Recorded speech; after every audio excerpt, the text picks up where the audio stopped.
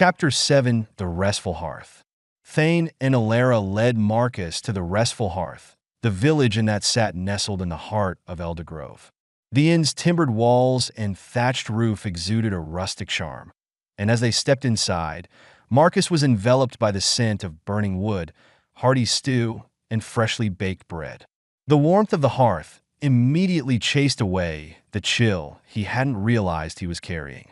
The inside of the inn was alive with the soft chatter of villagers enjoying their evening meals.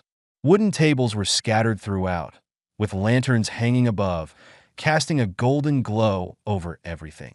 The atmosphere felt comforting, a stark contrast to the tension Marcus had felt earlier when speaking to the elder. Mara Linton, the innkeeper, was busy attending to the patrons when she noticed Thane and Alara. Her face lit up with a smile that seemed to make the room even warmer. She was a stout woman, with arms that spoke of a lifetime of hard work and eyes that sparkled with kindness. "Thane, Alara," she greeted them warmly. "Who is this you've brought to my inn?" "This is Marcus," Thane explained. "He's seeking shelter after a run-in with undead. The elder has asked you to take care of him." Mara's eyes softened as they landed on Marcus. Her expression shifted from curiosity to concern. "Undead, you say? Well, I won't ask for details right now. You must be exhausted. Any friend of Eldergrove is welcome here." She paused, her voice carrying both kindness and firmness. "But understand, we look out for each other here. Eldergrove is a small village, and we rely on trust."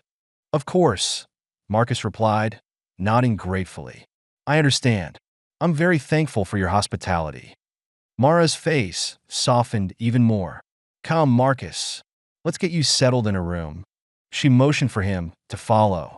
As they crossed the main room of the inn, Marcus felt the curious gazes of a few villagers land on him. But Mara's presence seemed to ward off any direct questions. The villagers trusted Mara, and if she welcomed him, perhaps they would too in time. As Mara led him up the stairs to one of the inn's modest rooms, Marcus spoke up. "I'd be happy to help out around the inn in exchange for room and board.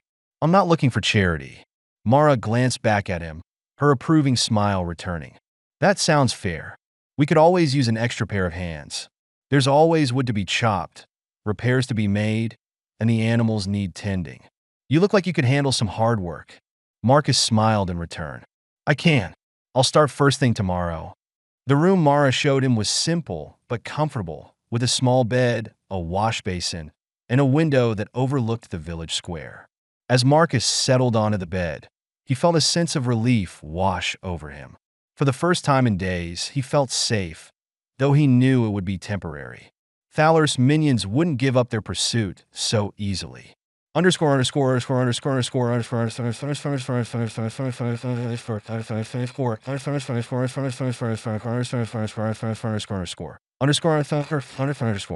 Over the next few weeks, Marcus proved his worth around the inn. He worked from sunrise to sunset, helping Mara with odd tasks from repairing fences to chopping firewood. The physical labor was a welcome distraction from the fear that gnawed at the back of his mind, and he found solace in the routine. The villagers, initially wary of the stranger in their midst, began to warm to him as they saw his willingness to contribute. Every morning, Marcus rose early to haul water from the nearby stream or to help the blacksmith repair tools. By midday, he was mending rooftops or tending to the livestock. He ate his meals in the inn's kitchen, often joining Mara and her daughter for supper. He'd listen to the local gossip and laugh at their stories of village life, though he always remained guarded about his past. It wasn't long before Marcus noticed that not all was well in Eldergrove. Conversations often turned to the woods surrounding the village, where strange sightings and rumors of the undead were growing. Villagers spoke in hushed tones of skeletons seen wandering the outskirts of the forest, of crops failing in the fields nearest to the old ruins, and of livestock disappearing without a trace. Clearing out the skeletons. One evening, as the fire crackled in the hearth and the villagers began to retire to their homes, Mara approached Marcus with a serious expression. "Marcus, I've heard talk from the elder. There have been more sightings of skeletons near the village. Eldergrove may not stay safe for much longer." Marcus set down the mug he was cleaning and looked up at her. What are they planning to do about it? Mara shook her head. We don't have enough trained fighters here, and the skeletons are getting bolder. The elder is considering calling for help from neighboring towns, but that could take weeks. Marcus felt a knot of guilt tightening in his chest. He knew the presence of these undead was tied to the vial he carried. The relic Thala Voss wanted so desperately. He couldn't let the villagers suffer because of him. He stood up and grabbed his sword from the wall. Maybe I can help. If the undead are coming from the ruins, I can clear them out. Mara's eyes widened. You? Alone? Marcus nodded. I've dealt with them before. I know how they fight. Mara hesitated, then gave him a small nod of approval. Be careful, Marcus. These creatures aren't natural. As Marcus settled into village life, he often joined Thane and Alara on patrols, helping the village guards clear out the skeletons that gathered in greater numbers around Eldergrove. Each time they ventured into the outskirts, the fights grew more intense, and the undead more aggressive. But with every battle, Marcus found himself adapting, his movements more fluid, his strikes more calculated. He was learning the patterns of the skeletons, anticipating their attacks with ease and precision. His sword felt lighter in his hand, and each swing carried more force, as though something inside him was awakening with every clash. The other guards noticed too. You're not just keeping up with us anymore, Alara commented after a particularly brutal fight. She wiped sweat from her brow and gave Marcus an appraising look. You're leading the charge. Marcus shrugged it off, though he couldn't deny that his combat prowess had grown in a way that felt almost unnatural.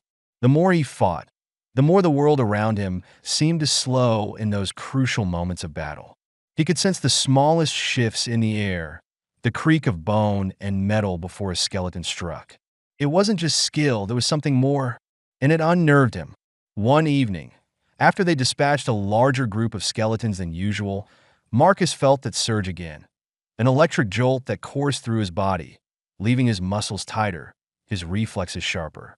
He stood amidst the remains of the undead, panting but exhilarated, his heart pounding with something more than adrenaline. Thane approached, clapping him on the shoulder. Marcus, you've become quite the asset, he said, his voice filled with respect. We're lucky to have you here. Eldergrove's defenses are holding, thanks to you. Marcus gave a nod of gratitude, but his mind was already elsewhere. He knew this increase in undead attacks wasn't a random occurrence. Every time they cleared a patrol route, more skeletons seemed to appear in their place, as though they were being summoned. The thought sent a chill down his spine. Thala Voss was not done with him. The necromancer's reach extended further than Marcus had anticipated, and he had no doubt that the undead's growing presence was a sign of Thalar's relentless pursuit. As they made their way back to the village under the light of the setting sun, Marcus felt a creeping sense of dread. The shadows of the trees stretched long and thin, as if they were reaching for him, pulling him back to the secret he carried. The vial, still hidden in the folds of his tunic, seemed to pulse against his chest. It had been silent for days, but now, with each passing night, he could feel its strange power more acutely. At the inn that night, Marcus sat alone near the fire, staring into the flickering flames. The warmth of the hearth did little to ease the cold knot of anxiety tightening in his gut. He had grown fond of Eldergrove, its people, its quiet rhythms.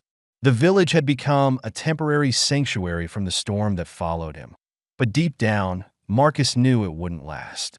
The shadow of the necromancer's wrath loomed ever closer, and it was only a matter of time before Thala Voss sent something far worse than skeletons. The villagers were strong and brave, but they didn't understand the true threat that was coming. Marcus had to find a way to protect them, to fight back against Thalar's dark magic. But more than that, he needed to understand the vial. He could feel it changing him with every battle, enhancing his abilities, sharpening his mind. It was both a gift and a curse, and he needed to unlock its secrets before Thalar took it, and him, by force. For now, though, Marcus would rest. His body ached from the fight, and though his mind raced with thoughts of the necromancer, he knew he needed his strength for the battles yet to come. Tomorrow, he would continue to fight, to learn, and to survive. The villagers of Eldergrove were counting on him. and Marcus would not let them fall to the darkness. The battle was far from over, but Marcus was ready. He could feel it in his bones. The war with Thaler Voss was just beginning, and the Vial's true power was still waiting to be revealed. Whatever challenges lay ahead, Marcus was determined to face them head-on, even if it meant risking everything.